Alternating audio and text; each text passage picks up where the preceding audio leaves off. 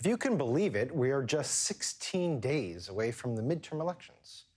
It's easy to get overwhelmed by the intricacies of specific races, but I want to take a look and step back at the big picture.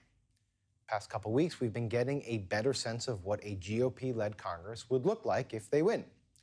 A few days ago, House Republicans introduced what some are calling a national version of Florida's so-called Don't Say Gay bill. That's the one banning instruction on gender identity and sexual orientation in kindergarten through third grade. This new federal bill is called, somewhat misleadingly, the Stop the Sexualization of Children Act. And if it were to become law, its impact could be far more sweeping, affecting any federal-funded institutions, not just schools. We could also see a national ban on abortion. Senator Lindsey Graham already got the ball rolling when he introduced legislation to ban access across the country after 15 weeks. Also on the agenda, making the Trump-era tax cuts for the rich permanent, which many economists say contradicts the promise to reduce inflation. But that's the policy side, where the impact will be limited since President Biden could ultimately veto any of these bills, presuming they actually make it through the Senate. But there will be no such restrictions when it comes to investigating. The Republican Party has promised to launch investigations into Hunter Biden and the alleged politicization of the Department of Justice and the drawdown in Afghanistan and more.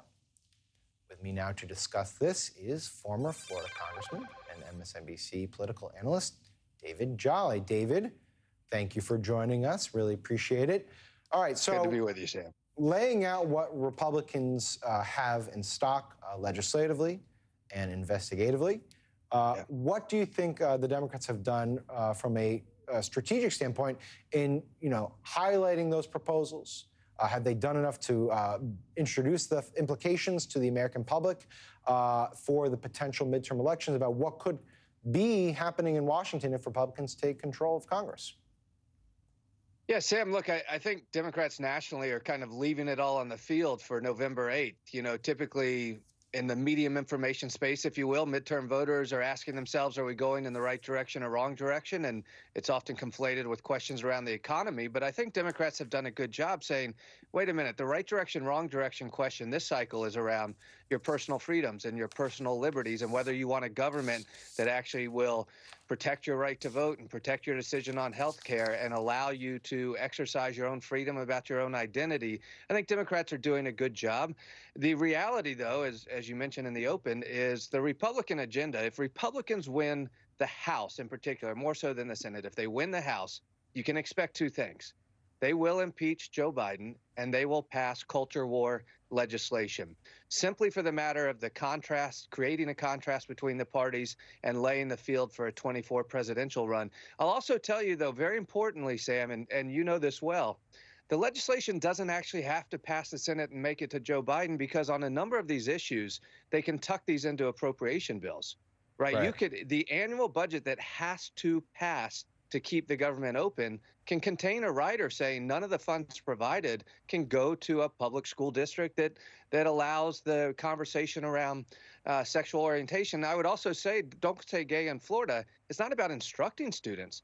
It's about simply allowing a teacher to acknowledge and engage in conversation. If a student were to say, hey, teacher, I'm having questions about my own sexual orientation, who should I talk to? I want to bring into this conversation MSNBC analyst and former Biden White House official Cristobal Alex. Cristobal, you just heard what former Congressman Jolly said. I guess my question for you, as someone who's been in the White House, this current White House, is how do they view the forthcoming, or potentially forthcoming, I should say, GOP-led House? And is there any sort of strategic thinking about how to work with some of those members who may not be from the more extreme wings, or do they view this as just sort of a likely, no-holds-barred fight for the next 2 years? Good morning. It's great to be with you. What I'll say is some of these Republicans are just impossible to work with. And what they're going to do is really try to bog down the administration and slow down all the progress that's been made through oversight hearings, through subpoenas, through investigations. So a lot of the progress, the incredible progress made under this president will come to a halt. And much of the action will then turn to executive orders and work in the Senate, assuming that holds. So very little, I think, can get done with Republicans. Now, that's not across the board. And what we've seen is this president, more so than anybody else in recent memory, has been able to reach across the aisle and get some big things done. And I'm thinking of the gun legislation, the infrastructure bill, among others, but most of that will come to a grinding halt because the Marjorie Taylor Greenes of the world and others are looking at their own ambitions and really trying to reverse the progress we've seen. Some things will get by, maybe the child tax credit.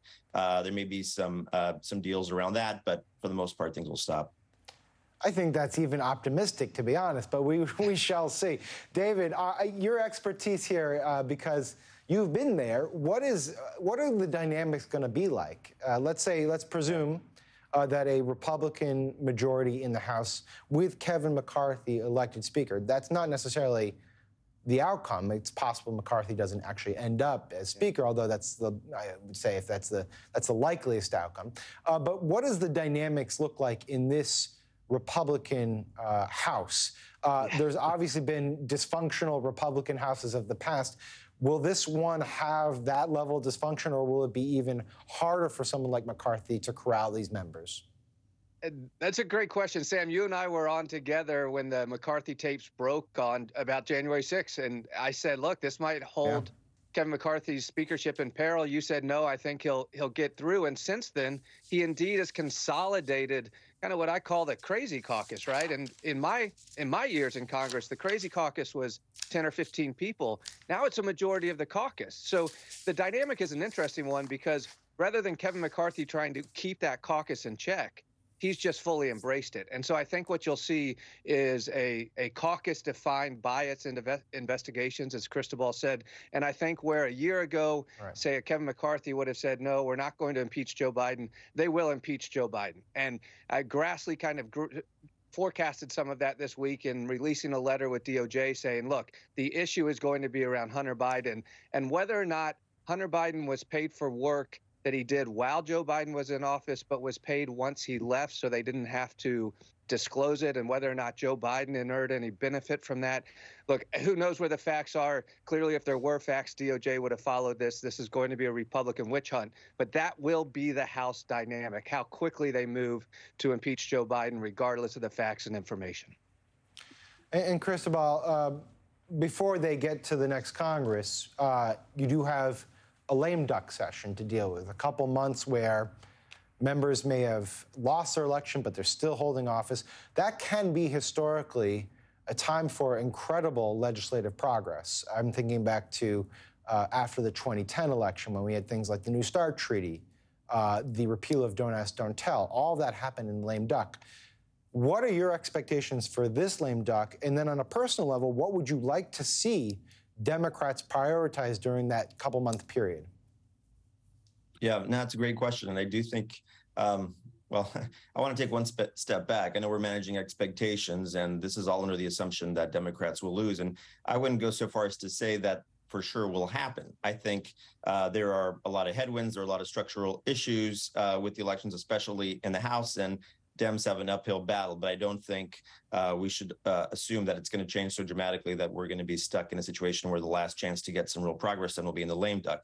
That being said, there are some components of what was formerly known as building back that I think can pass a lame duck. Again, I'm thinking about child tax credit issues. I'm thinking about other issues that deal that families will need right now. And I also think there's going to be some work to bring down some more inflationary pressures that might pass in a lame duck session.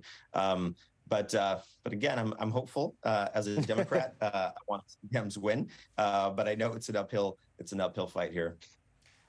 Man, I need to have the coffee that you're having, Cristobal, the optimism that's brewing inside you. It's an optimistic brew, I'll tell you. Hey, I'm like my old boss. I'm a congenital optimist, and I'm very hopeful. Fair enough. I appreciate it. Well, sorry, guys, I got to go.